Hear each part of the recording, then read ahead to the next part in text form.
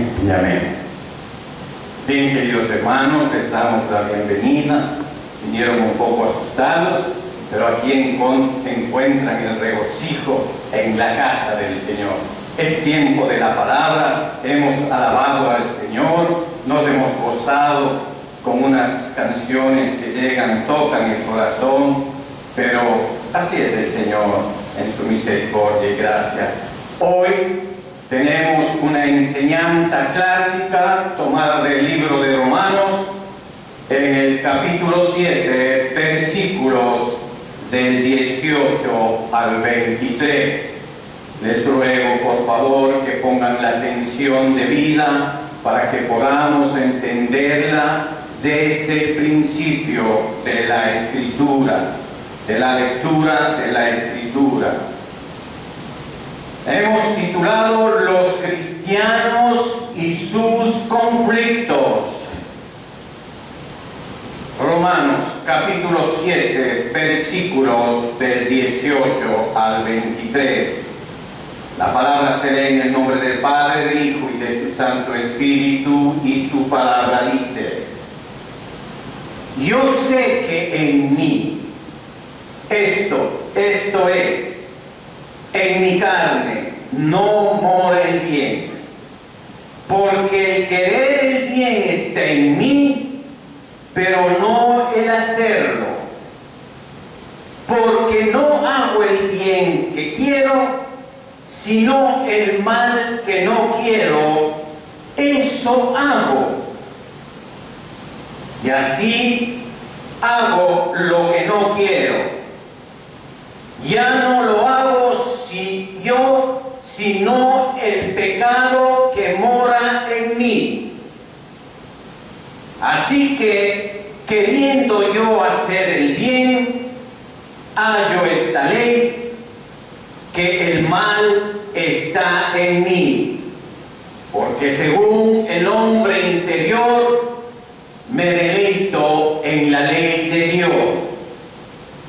Pero veo otra ley en mis miembros que se revela contra la ley de mi mente y que me lleva cautivo a la ley del pecado que está en mis miembros. Entramos en oración. Amantísimo Señor y Dios verdadero, Padre Celestial, en este momento, Padre, me pongo en tus preciosas manos, Señor, para discernir esta palabra hermosa que nos has regalado el día de hoy a tu iglesia, Señor. Padre Celestial, quita, Señor, todo impedimento, Padre, que esté en nuestras mentes, en nuestros ojos espirituales, para que podamos ver esta hermosura de la palabra de Dios que nos regalas a través de Romanos capítulo 7, versículos del 18 al 23. Señor mío y Dios mío, en tus manos estoy. Haz de mí lo que tú quieras, Señor. Pero hoy te pido, Padre, ten misericordia de todos los que estamos aquí. Amén, Señor. Amén. Bien, queridos hermanos, tomen asiento. Vamos a empezar esta enseñanza, como les había dicho al principio, es una de las doctrinas típicas del cristianismo y en la cual vamos a poner un poquito de atención para poder entender cómo Pablo se plantea aquí en estos versículos del 18 al 23. Antes que nada, primero tenemos que mencionar el antinomianismo que era sacudido más o menos en el siglo XVII, en 1537, y por Juanes Agrícola había inventado esta doctrina herética que se denominaba el nomianismo. Era una doctrina para simple referencia, que tomaba la fe como principal punto de referencia, y como la ley ya no tenía nada que ver con los hombres, como la podía hacer nada, entonces el pecador podía pecar libremente. Esa era la doctrina, pero no nos vamos a adentrar a eso. Pero lo peor de todo es que de este nomianismo, de esta doctrina herética, es que hace al Señor Jesucristo a sí mismo un ministro del pecado y hace que se convierta la más gloriosa revelación de su gracia en una ocasión de desenfreno y de libertinaje. Entonces nosotros los cristianos tenemos que estar alerta cuando se presentan estos síntomas del nomianismo, de esta esencia herética. Pero mientras nosotros reprobemos con absoluto aborrecimiento la idea de pecar para que la gracia abunde, no nos atrevemos como algunos a negar o a pervertir el Evangelio de Cristo. Debemos afirmar que el Evangelio ofrece una salvación gratuita y plena por la sangre de Cristo, y que los que creen en Cristo sean y son del todo muertos a la ley para no tener nada que esperar de sus promesas o temer a sus amenazas. Si de esta afirmación cualquiera debería deducir que nosotros pensaríamos estar libres de violar los preceptos de la ley, estaría muy equivocado, porque la ley no da poder. La ley dice: aquí están las reglas y es mejor que las guardes, pero no nos da poder para guardar la ley. Pero algunos ya habían tergiversado o enredado en las declaraciones del apóstol Pablo, a quien respondió en Romanos capítulo 6, versículo 1. Dijo: ¿qué pues diremos? ¿Perseveremos en el pecado para que la gracia abunde? O sea, ¿tenemos que pecar más para ver la gracia de Dios? En el 6, capítulo 15, en Romanos capítulo 6, versículo 15, dice: ¿qué pues? Pecaremos porque no estamos bajo la ley, sino bajo la gracia. ¿Qué dijo? En ninguna manera. A cada una de estas preguntas respondió: Dios no lo quiera. Y de la misma manera rechazamos con indignación la más remota idea que haríamos del Evangelio una ocasión de pecado. Dios no quiera. Pero mientras el hermano Pablo se reivindicó de este cargo, mostró con un ejemplo que está en la Biblia, queridos hermanos, a una mujer que había perdido a su marido porque falleció, o sea, estaba muerto. Estaba en libertad de casarse con otro hombre. Así también, por lo que la ley a la vez le debimos lealtad, estaba muerta, estábamos en libertad para casarnos con Cristo y por Él llevar fruto para Dios. Sin embargo, los términos en que se expresó parecían criminalizar la ley, tanto como lo había hecho antes, parecía arrojar reflexiones sobre el Evangelio. Pero esto era tomado por aquellos teólogos que no enfocaron su forma de pensar de acuerdo a los designios del Espíritu Santo. Y nos damos cuenta de nuestro problema con la ley perfecta de Dios. Pablo pregunta: ¿la ley es igual al pecado? ¿Qué diremos pues? ¿La ley es pecado? Si seguimos el pensamiento, podemos entender cómo alguien podría inferir esto. Pablo insistió que debíamos morir a la ley para llevar fruto a Dios. Alguno podría pensar, seguramente hay algo malo con la ley. No, queridos hermanos, la ley es buena porque nos revela el pecado. Pero yo no conocí el pecado sino por la ley, porque tampoco conociera la codicia si la ley no me dijera, no codiciarás. O sea, conocemos el pecado a través de la ley. La ley es como una máquina de rayos X. Revela lo que está allí, pero que estaba oculto. No puedes echar la culpa a los rayos X por lo que expone, por lo que descubre.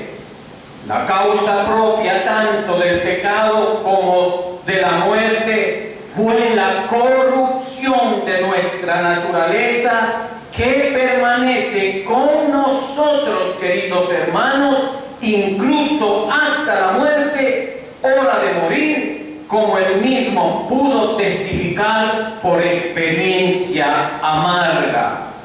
Esta experiencia suya entonces procede a describir, pero como han dicho los comentaristas teológicos, diferían ampliamente entre sí, no se ponían de acuerdo, y si en sus explicaciones del pasaje esta iglesia tratará de dar su punto de vista, respetando a los demás, todo lo que ellos tienen como doctrina acerca de esta enseñanza de Romanos. ¿De quién ha de entenderse para que podamos llevar el asunto a un punto justo? Entonces preguntémonos y seamos claros. ¿Se relaciona el pasaje con la experiencia de un hombre impío, de un hombre pecador, o de uno que es verdaderamente piadoso? Aquellos que lo explican que se trata de un hombre impío decían que Pablo, que el apóstol Pablo era un pecador, era podríamos decir, era un mojigato, uno que pecaba a escondidas, pero vemos que era uno de los mejores que existían en el tiempo de la iglesia antigua. Y no podemos señalar nada en contra de ese varón que nos ha dejado una herencia en las Sagradas Escrituras a través de sus escritos. Que todo el capítulo anterior como referencia presenta a un verdadero cristiano hecho libre del pecado. O sea que estamos tratando el capítulo 7, ellos decían que el capítulo 6 representa a un verdadero hombre restaurado y sin pecado. Y es verdad, queridos hermanos, si usted lee el capítulo 6 a partir del versículo 6 en adelante, y si usted anota y va a su casa, lee en Romanos 6, capítulo 6 en adelante, usted ve que la palabra de Dios está hablando a una persona que realmente amaba al Señor y obedecía los mandatos de nuestro Señor Jesús. Y que para interpretar este pasaje un verdadero cristiano sería hacer que el apóstol se contradijera en cuanto a la opción que hace la persona de la que aquí se habla a sus propensiones pecaminosas. No es nada más que dice que el conflicto ordinario entre la razón y la pasión, o sea, que querían decir que pueden interpretarse correctamente como experimentando a un hombre impío, queridos hermanos. Por todo lo que leímos en los pasajes de Romanos capítulo 7, los teólogos decían que se trata de un hombre impío. Pero a esto respondemos que aunque un hombre impío, al sentir algunas restricciones de conciencia, cuando el hombre ya tiene una conciencia abierta, ¿cómo puede ser que sea un hombre impío y peque y quede en silencio, o que no sea remordido por su conciencia, queridos hermanos? Y esta es nuestra plataforma para hacer entender que algunos conflictos entre la razón y la pasión no pueden decir que realmente se aborrece al pecado. Si una persona que ya conoce del Señor y empieza a decir aborrezco al pecado, quiere decir que esa persona ya está en un nivel más alto, ya no está en las herramientas primitivas, ya no tiene un grado de su espíritu elevado a las cosas espirituales, o que se deleita en la ley de Dios según el hombre inferior. Eso es lo que decía Pablo. La mente carnal y no renovada ni es ni puede ser sujeto a la ley de Dios, queridos hermanos.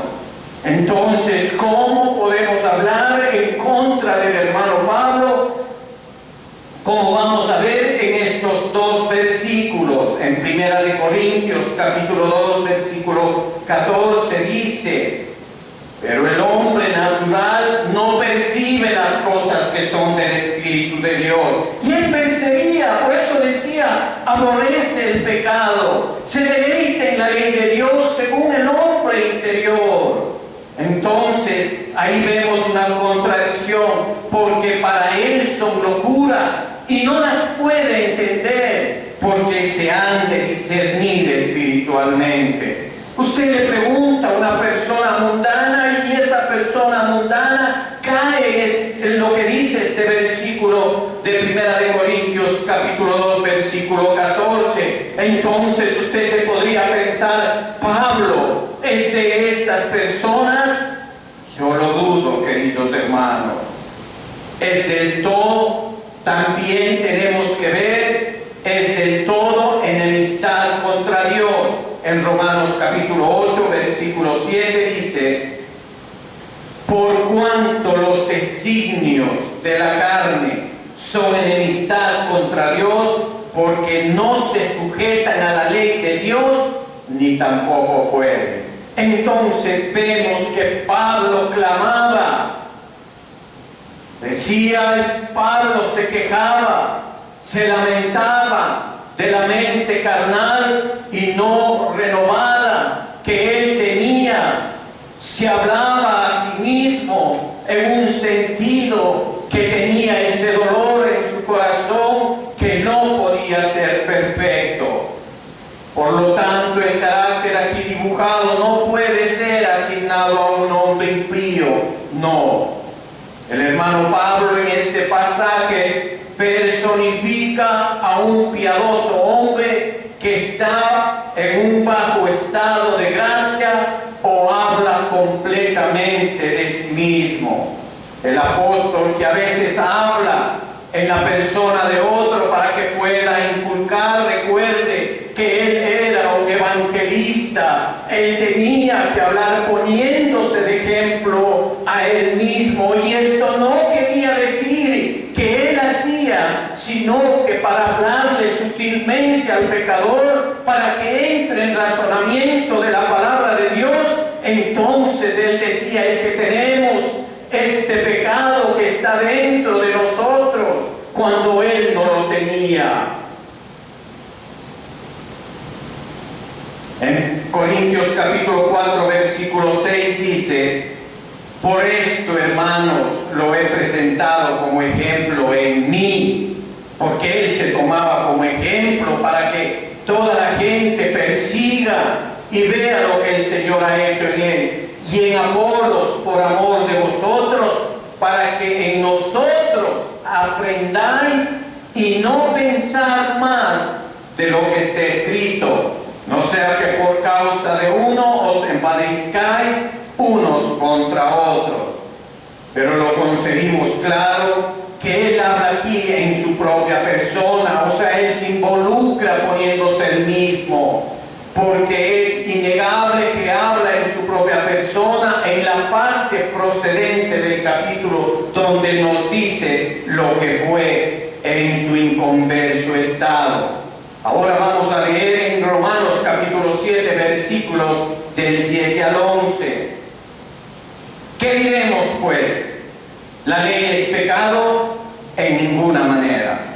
Pero yo no conocí el pecado sino por la ley, porque tampoco conociera la codicia si la ley no dijera, no codiciarás. O sea que la ley, como les dije en la enseñanza anterior, es un ayo que nos lleva a las de rodillas a Cristo. Y el 8, mas el pecado, tomando ocasión por el mandamiento, produjo en mí toda codicia, porque sin la ley el pecado está muerto. O sea, no es descubierto el pecado si no fuera por la ley. Y yo sin la ley vivía en un tiempo, pero venido el mandamiento, el pecado revivió y yo morí. Y hallé que el mismo mandamiento que era para vida, a mí me resultó para muerte. El 11, porque el pecado, tomando ocasión por el mandamiento, me engañó y por él me mató. Y ahora nos dice lo que es al momento de escribir esta epístola. En el versículo 9 dice: yo estaba vivo sin la ley una vez. Y luego en el versículo 14 dice: la ley es espiritual, mas yo soy carnal. Cualquiera que haya intentado hacer el bien está consciente de esta lucha, queridos hermanos. Cualquier persona que quiera estar en los caminos del Señor, en su crecimiento espiritual, se va a darse cuenta cómo está actuando en su vida regular y empieza a preocuparse porque no es de acuerdo como están en las Sagradas Escrituras. Ningún hombre sabe lo malo. Escuche bien, querido hermano, ningún hombre sabe lo malo que es hasta que ha tratado de ser bueno. Además, en la conclusión del versículo del capítulo, donde resume, por así decirlo, la sustancia de su confesión en pocas palabras, particularmente declara que él mismo dijo: así que con la mente yo mismo sirvo a la ley de Dios, pero con la carne, con este estuche, a la carne, a la ley del pecado. Y esto es aún más evidente por lo que añade al comienzo del próximo capítulo, donde dice: la ley del Espíritu de vida en Cristo, el paño de Jesús, me libró de la ley del pecado y de la muerte. Y esto lo vemos en Romanos capítulo 8, versículo 2. Porque la ley del Espíritu de vida en Cristo Jesús me ha librado de la ley del pecado y de la muerte. Lo único que puede suscitar duda sobre si el apóstol habla a mi propia persona o no es el lenguaje fuerte que utiliza. Ciertamente es un lenguaje fuerte al decir de sí mismo: yo soy carnal, vendido al pecado. Y esto se refiere muchas veces, queridos hermanos, por ejemplo, cuando dice Acab. ¿Quién era Acab? Fue el 7º rey de Israel, el que se casó con Jezabel. Él dijo: se vendió a obrar la iniquidad. Él era un hombre perverso que llevó a pecar al pueblo de Israel, por eso dice se vendió. Aquí vemos un movimiento voluntario. Por ejemplo, no podemos comparar con las personas que hacen todas las cosas malas porque quieren hacer o cuando son obligadas a hacer las cosas arrastrados por cadenas, queridos hermanos. No podemos igualar ninguna de las dos acciones porque son diferentes, queridos hermanos. No, queridos hermanos, eso no puede ser, difiere. Para entender al apóstol debemos de considerar el tema sobre él que está escribiendo. Él está comparándose a sí mismo con la ley espiritual y perfecta de Dios a cumplir eso en su máxima expresión. Era el objetivo, queridos hermanos, continuo, pero por su debida corrupción interna, porque nosotros tenemos la corrupción interna. Yo les ruego, queridos hermanos, que estos versículos que hemos leído sean del completo agrado para ustedes. Leer 2 o 3 veces en sus casas para que el Señor pueda iluminar sus mentes. Estas son enseñanzas clásicas de la iglesia cristiana, donde muchos pastores no quieren tomar ese duelo, no quieren explicar a su iglesia qué es lo que está pasando. Por eso hemos titulado las controversias de los cristianos. No podemos, su objetivo era continuo, pero por debida a la corrupción interna no pudo alcanzar su objetivo. Y esto bien puede explicar los fuertes términos en los que él hablaba por su naturaleza corrupta, queridos hermanos. Pero Pablo sabe que su verdadero yo es aquel que se deleita en la ley de Dios. Y si comparamos su lenguaje con el de los hombres más santos que jamás hayan existido, ha usado en referencia de sí mismo, encontraremos, queridos hermanos, en las Sagradas Escrituras que hay un acuerdo casi perfecto entre ellos, entre los hombres más santos que ha existido en la faz de la tierra. Como por ejemplo podemos ver, como dijo Job, dijo: he aquí que soy vil. Así como Pablo dijo en el tema que estamos hablando: me arrepiento y me aborrezco en polvo y ceniza, decía este santo. David también se quejaba: mi alma está pegada al polvo, decía. Imagínese. Y el profeta Isaías no se queda atrás al ser favorecido con una visión que le dio el Señor. Y dijo, ¿qué dijo él? Exclamó, dice: ay de mí, estoy perdido, soy un hombre de labios inmundos. Imagínense. Y Pablo es criticado porque dice: yo no sé, lo que no quiero, eso hago. Santo es el Señor. Y es un hecho que el más eminente santo de todas las épocas, como era Pablo, ha sentido una idoneidad, o sea, él era apto, idóneo en el lenguaje del apóstol Pablo para expresar su propia experiencia, tal como lo ha hecho también en aquellas expresiones, por ejemplo, en nuestros cultos cristianos de oración.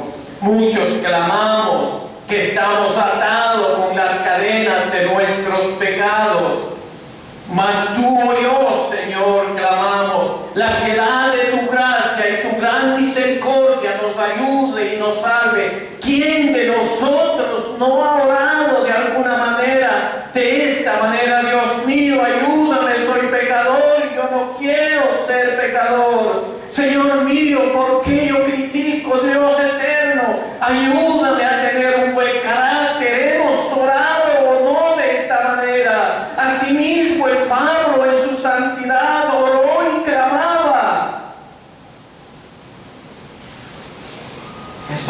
representa que él era un impío, sino que tenía una conciencia supremamente sensible ante las cosas del Señor. Este es el principio que representa con fuerza de la ley, que no puede resistir por completo. Él tenía el hecho dentro de sí mismo un principio de gracia que lo mantuvo a no rendir jamás obediencia a la voluntaria corrupción que moraba en él. Pero no lo libró tanto de las obras de la corrupción, pero que aún así ofendió a Dios, porque Él es santo en toda su plenitud, 3 veces santos. Mire, es que ¿quién no puede o quién no ofende al Señor? Si Él es santo, pero puro en toda su plenitud. La palabra dice que Él es 3 veces santo. Por más santos que nosotros seamos en la tierra, tenemos esta carne que nos lleva al pecado. Pero nosotros, los cristianos, tenemos que quedarnos tranquilos con el pecado que hacemos o que hacemos muchas veces inconscientemente. No, clamamos, lloramos. No podemos estar tranquilos. Hay un peso de pecado en nosotros. Y ese peso también lo tenía el apóstol Pablo. Era humano como nosotros, de carne y hueso.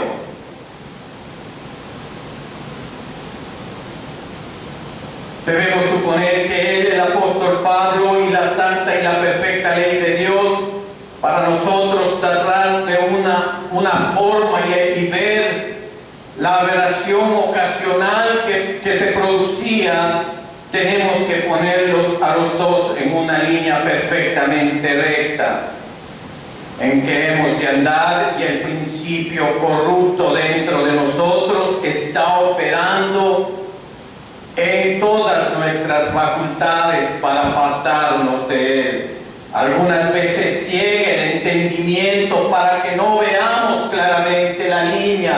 A veces sesga el juicio de nosotros como para inclinarnos un poco más a cierto lado, izquierda o derecha, sin ninguna conciencia distinta de nuestra parte.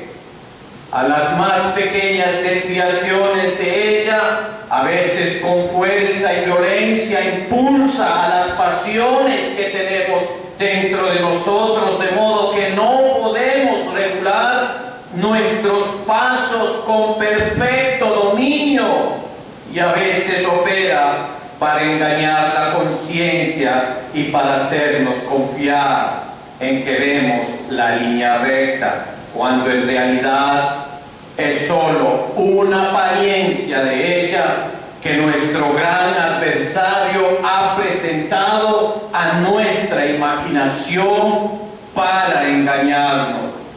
Por este principio la guerra continúa. Se mantuvo en su alma contra su más alto y mejor principio, apartándolo de lo que era bueno y lo impulsaba a lo malo, para que al mundo hizo lo que no hubiera querido hacer.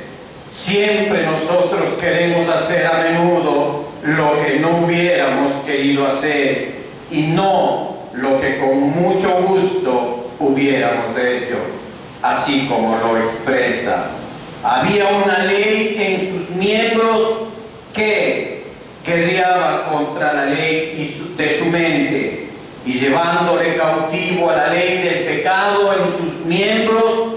Esta representación concuerda exactamente con la que da a todo hijo de Dios en la epístola de los Gálatas.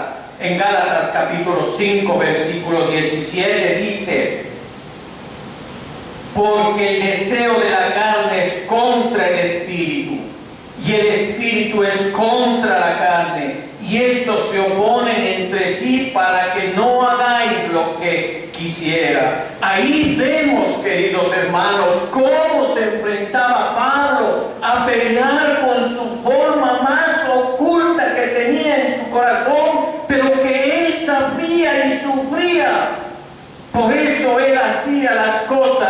que no quería ser.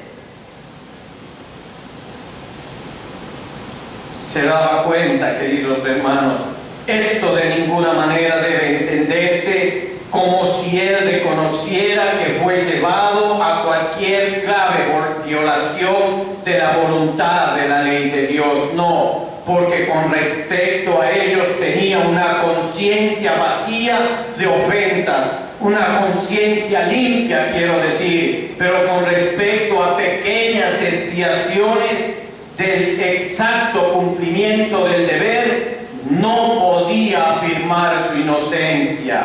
No podía ser perfecto porque estaba en la carne, estamos en la carne. Sentía que por mucho que anhelara la perfección, todavía no podía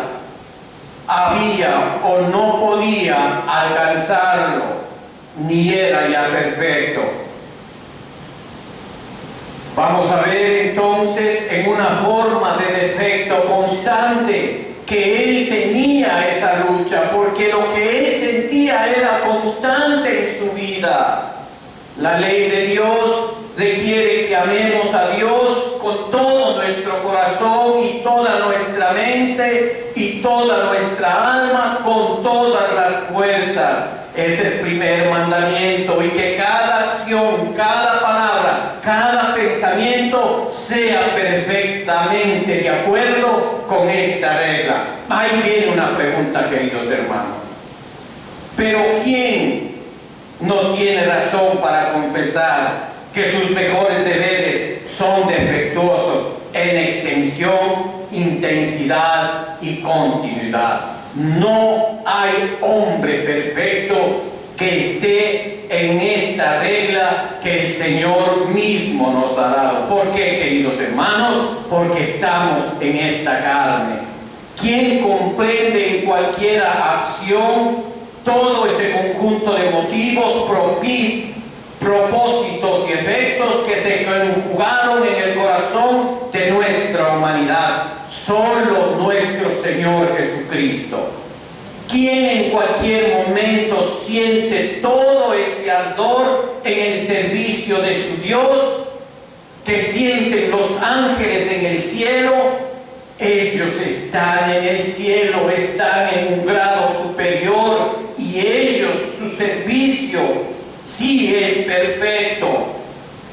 O suponiendo que algún tiempo favorable sirviésemos a Dios en la tierra, precisamente como los santos glorificados le están sirviendo en el cielo, sería imposible, queridos hermanos.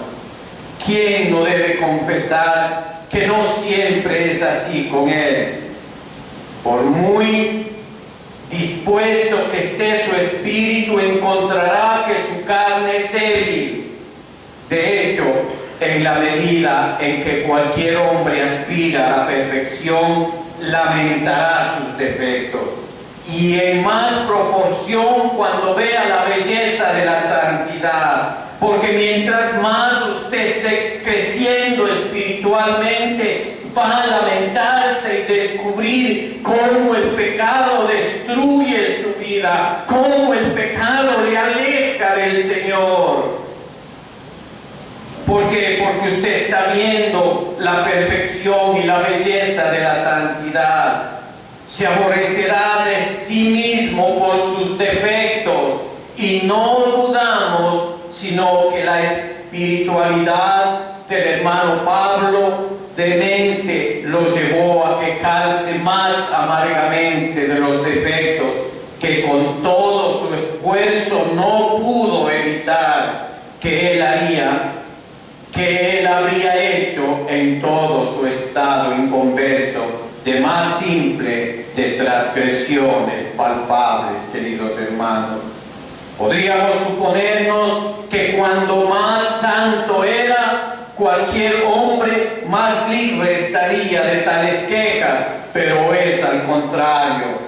De esto es cierto, las personas que han recibido las primicias del Espíritu son los que gimen más dentro de sí mismo para su completa redención. Veamos en Romanos capítulo 8, versículo 23, dice: no solo ella, sino que también nosotros mismos, que tenemos las primicias del Espíritu. Nosotros también gemimos dentro de nosotros mismos, esperando la adopción, la redención de nuestro cuerpo. ¿Por qué? Porque queremos ser santos a cabalidad, queridos hermanos. Entonces, ¿qué clamamos? Oh Dios mío, es hora de que vengas para que esta carne sea purificada, para que esta carne ya no tenga mancha ni arruga. Pero mientras tanto, por más que estemos en santidad, siempre vamos a tener algo que le disgusta a nuestro Señor.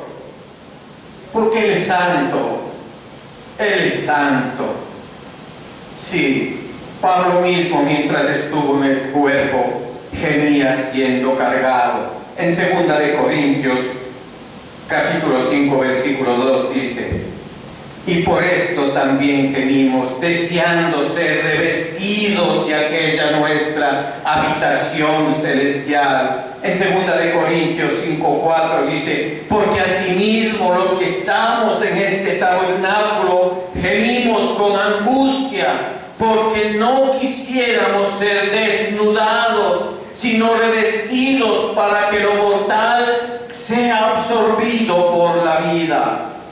Hasta la hora de su muerte retomaba a veces ese gemido lastimero. Oh miserable que soy. Leamos en Romanos capítulo 7, versículo 24. Miserable de mí, ¿quién me librará de este cuerpo de muerte? Clamaba. Porque tenemos este cuerpo que nos lleva al pecado. De hecho, Pablo hace una amplia distinción entre estos pecados de enfermedad y pecados voluntariosos de estos. Estos pecados de enfermedad se dice 2 veces. Vamos a comparar Romanos capítulo 7, versículo 17 con Romanos capítulo 7, versículo 20. Dice: de manera que ya no soy yo, dice. Miren, en el capítulo 7, 17 dice: de manera que ya no soy yo quien hace aquello, sino el pecado que mora en mí. Ahora veamos Romanos 7, 20, dice: si hago lo que no quiero, ya no lo hago yo, sino que el pecado que mora en mí. Esa es mi nueva naturaleza. Ningún aspecto consciente en estos pecados, no, es contrapuesto completamente el propósito de mi alma en contra de ellos. Pero el resto de mi corrupción interna, que aborrezco y me opongo al máximo, me impide alcanzar esa plena perfección que lloro y clamo después, y por lo tanto espero que Dios acepte mis servicios a pesar de la imperfección que nos acompaña. Entonces interviene la misericordia de Dios. Si tuviéramos el testimonio de nuestra conciencia, que no permitimos ningún pecado, sino que luchamos contra él universalmente y con todas nuestras fuerzas, pueden estar seguros de que Dios no será extremista para marcar lo que se hace mal, pero que nuestros servicios, a pesar de su imperfección, a través de la gracia, dará con su aceptación y nos fortalecerá para ser cada día mejores. Al considerar estas experiencias del apóstol, que podemos aprender de ello nosotros, cuán constantes necesitamos la expiación y la intersección de Cristo para ser cada día mejores, queridos hermanos. No es solo por los pecados de nuestro estado inconverso que necesitamos un Salvador, no. pero para los de la incursión diaria, incluso para los que asisten a nuestros mejores servicios, para todos los que están involucrados en la iglesia de Cristo, como Aarón en el antaño, él era llevar la iniquidad del pueblo de Israel, incluso sus cosas santas. Leamos en Éxodo capítulo 28 como referencia nada más.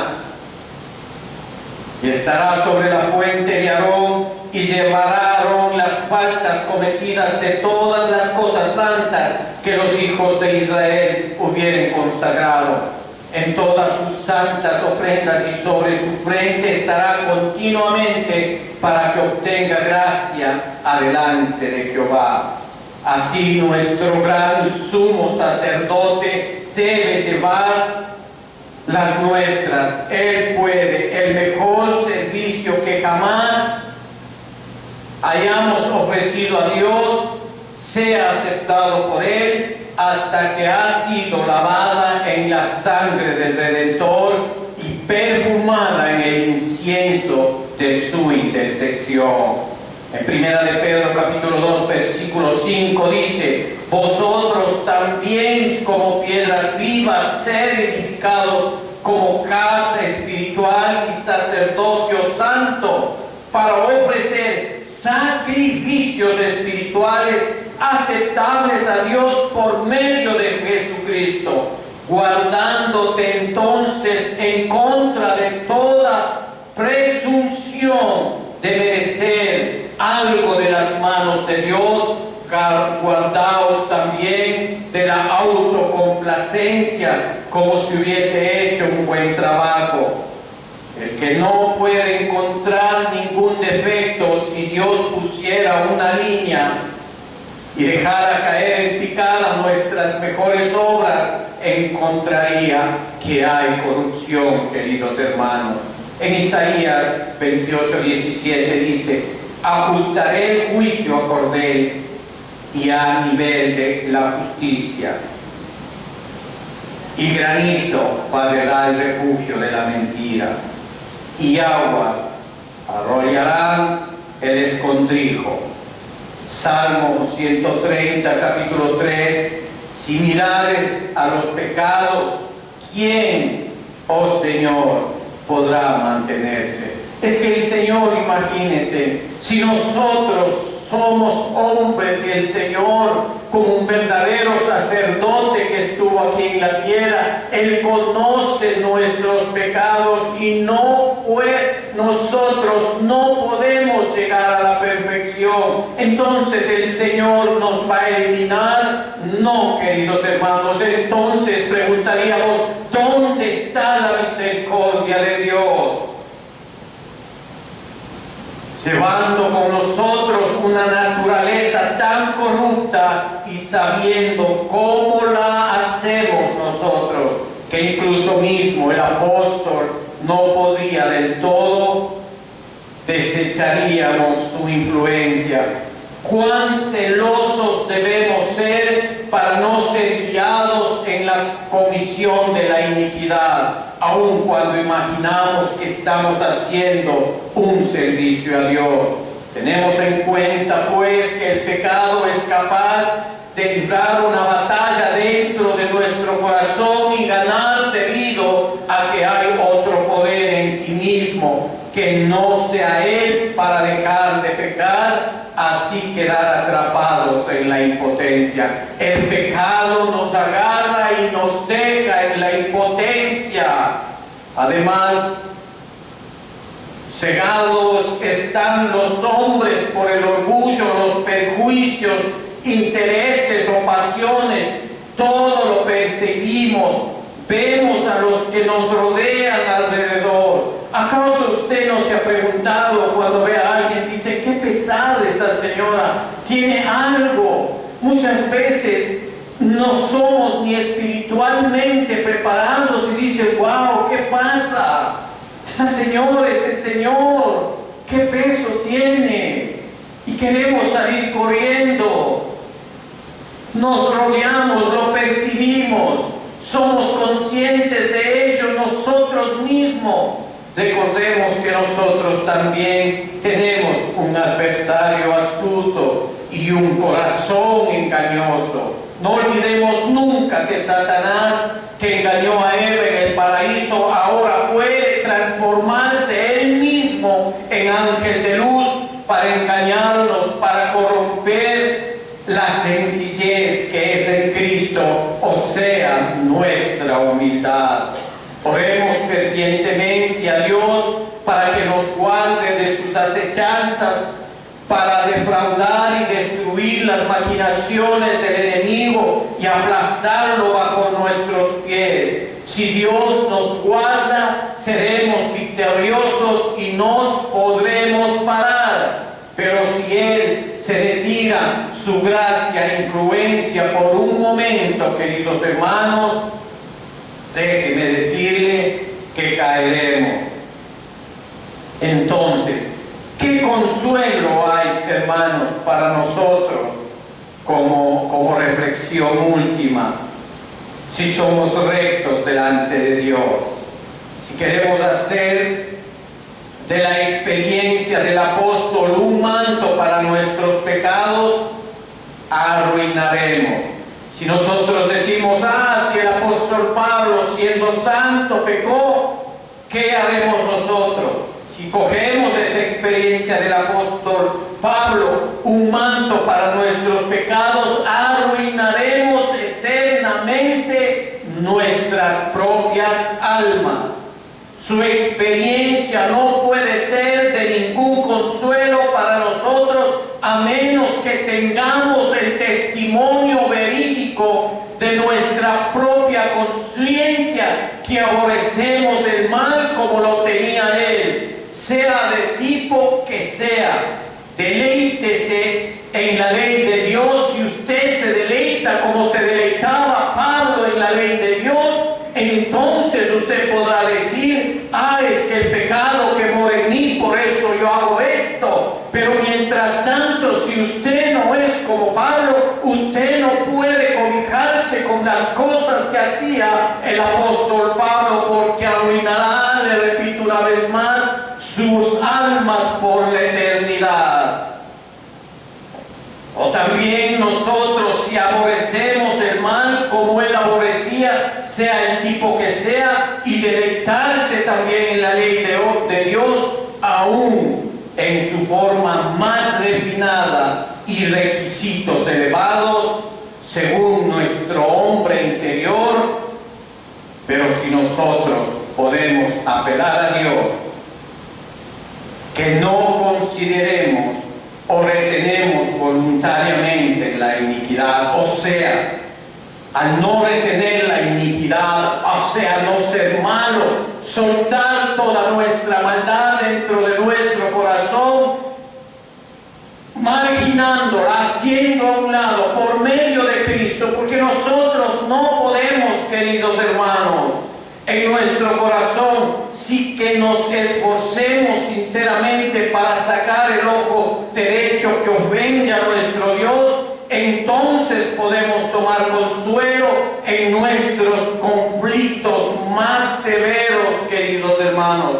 Podemos consolarnos con el pensamiento de que ninguna tentación nos ha tomado, sino que estamos caminando como un hombre común, que Dios con la tentación proveerá a cada uno de nosotros también la salida o una vía de escape.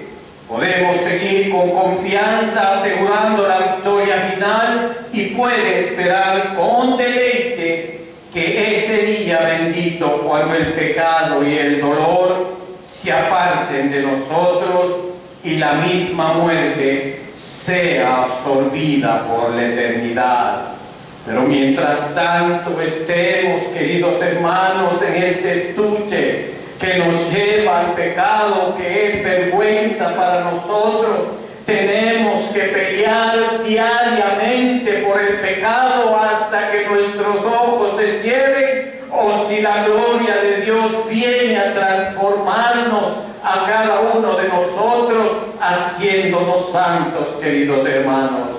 Demos gracias al Señor, es tiempo de orar. Amantísimo Señor y Padre, Dios verdadero, te damos gracias por esta enseñanza, Padre.